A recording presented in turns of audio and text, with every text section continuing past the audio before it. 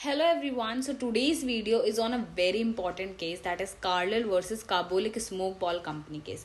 इस केस को smoke ball case के नाम से भी जाना जाता है एंड ये बहुत ही इंपॉर्टेंट केस है इंडियन कॉन्ट्रैक्ट एक्ट का.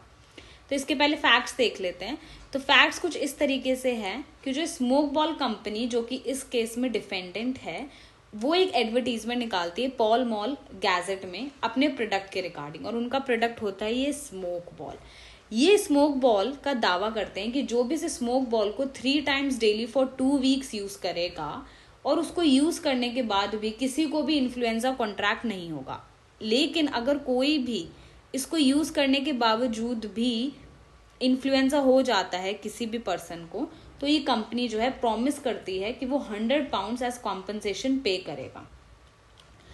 अब ये जो एडवर्टीजमेंट है थोड़ा रियलिस्टिक लगे और नॉट टू वेग लगे, तो इसके रिगार्डिंग इन्होंने एक अलायंस बैंक में $1000 जो है डिपॉजिट भी करा दिए होते हैं, ताकि जो ये एडवर्टीजमेंट है the people will think that this advertisement is not vague and to give them an assurance that this agreement has pure intention to create a contract.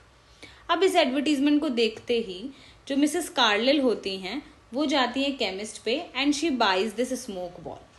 But after using this smoke ball as per the instructions printed on the advertisement, that is she used it 3 times daily for 2 weeks, लेकिन बीच में ही she contracts influenza.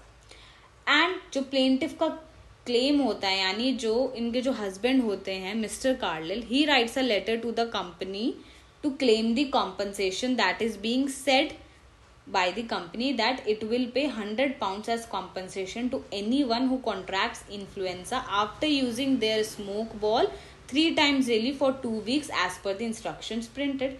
But जो plaintiff का claim था ये जो defendant है वो refuse कर देता है, deny कर देता है. उसके बाद she brought a suit against them for the recovery of the amount. अब इस केस में 3 इश्यूज रेज होते हैं, मेनली 3 इश्यूज रेज होते हैं. दैट इज क्या ये कॉन्ट्रैक्ट बाइंडिंग था, क्या मिसेस कार्लिल ने अपना एक्सेप्टेंस कम्युनिकेट करा था कंपनी को, एंड फोर्थ इज कि जो कार्लिल है मिसेस कार्लिल जो है क्या उन्होंने कोई भी कंसिडरेशन दिया था in return for the £100 offered by the defendant company. तो सबसे पहले इनका कंटेंशन देख लेते हैं. तो डिफेंडेंट का कंटेंशन ये होता है, यानी जो स्मोक बॉल कंपनी है उसका कंटेंशन ये होता है कि जो एडवर्टीजमेंट है वो मियर पफ था और प्रॉमिस नहीं था. और उन्होंने दूसरी चीज ये बोली कि एडवर्टीजमेंट इतना वेग था क्योंकि उसमें कोई टाइम लिमिट नहीं थी. थर्ड उन्होंने ये बोला कि उनको ये कैसे पता लगेगा कि किसी भी कंज्यूमर ने उनकी ball as per the instructions use करी है या नहीं करी है. And it was also submitted by the defendant that it is not a valid contract, क्योंकि जो एसेंशियल एलिमेंट है कॉन्ट्रैक्ट का that is communication of acceptance of the offer, चाहे वो एक्सप्रेसली हो या इम्प्लाइडली हो, वो तो यहाँ पे हुआ ही नहीं है, क्योंकि प्लेंटिफ ने अपना एक्सेप्टेंस कि उन्होंने इस ऑफर को एक्सेप्ट कर लिया है ये कम्युनिकेट उन्होंने कंपनी को करा ही नहीं है. लेकिन टू विच प्लेंटिफ का कंटेंशन ये होता है कि एडवर्टीजमेंट वेग नहीं था. अगर एडवर्टीजमेंट वेग होता तो कंपनी क्यों अलायंस बैंक में $1000 डिपॉजिट कराती for assurance. And second thing उन्होंने ये बोला कि जो कंस्ट्रक्शन था ऑफर का वो ये क्लियर करता है कि जो बॉल्स अगर वो इफेक्टिव नहीं है तो कंपनी जो है £100 टू द कंज्यूमर्स पे करेगी. टू विच कोर्ट ने ये हेल्ड करा कि प्लेंटिफ जो है is entitled to claim £100 from the defendant. क्यों? Because it was a binding contract with valid consideration. और इसके रिगार्डिंग इन्होंने इन 4 पॉइंट्स पे फोकस करा. दैट इज एडवर्टीजमेंट प्रॉमिस है या नहीं है. तो जो स्टेटमेंट थी एडवर्टीजमेंट में that is £1000 is deposited with the alliance bank, ये एक तरीके से सिंसियरिटी शो कर रही है इस मैटर में, जो कि प्रूव करता है कि डिफेंडेंट जो है वो कॉम्पनसेट करेगा in case if anyone contracts influenza even after using that smoke ball. So it is not a mere puff, it is a valid promise. Second is contract binding था या नहीं था. तो जो ऑफर था it is made to the world at large. उस offer को हम क्या बोलते हैं? यूनिलैटरल ऑफर बोलते हैं. तो यूनिलैटरल ऑफर में ये बोला जाता है कि जो भी उन स्पेसिफिक कंडीशंस को परफॉर्म कर लेगा वो एक तरीके से उस ऑफर को एक्सेप्ट कर लेता है. तो मेन यहाँ पे क्या है? Conditions to perform the contract. तो एडवर्टीजमेंट किस फॉर्म में था, एक यूनिलैटरल ऑफर की फॉर्म में था, और जो एडवर्टीजमेंट के जो स्टेटमेंट्स थी वो वेग नहीं थी, and it can be constituted as a promise, क्योंकि उसमें ये भी लिखा हुआ था that if you use the smoke ball you will not contract the flu for a reasonable time.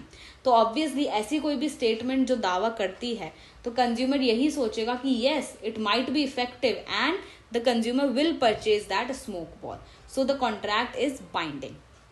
Third इसमें रीजन ये दिया गया that notification of acceptance not necessary. यहाँ पे बोला गया है बार बार कि कम्युनिकेशन ऑफ एक्सेप्टेंस नहीं दिया गया, कम्युनिकेशन ऑफ एक्सेप्टेंस प्लेंटिफ ने डिफेंडेंट को नहीं दिया। अब किसी भी कॉन्ट्रैक्ट को वैलिड होने के लिए ये एसेंशियल कंडीशन है कि जो भी ऑफर बनाता है सिर्फ उसको एक्सेप्ट करना ही नहीं, उसका एक्सेप्टेंस भी नोटिफाई होना चाहिए ऑफरर को।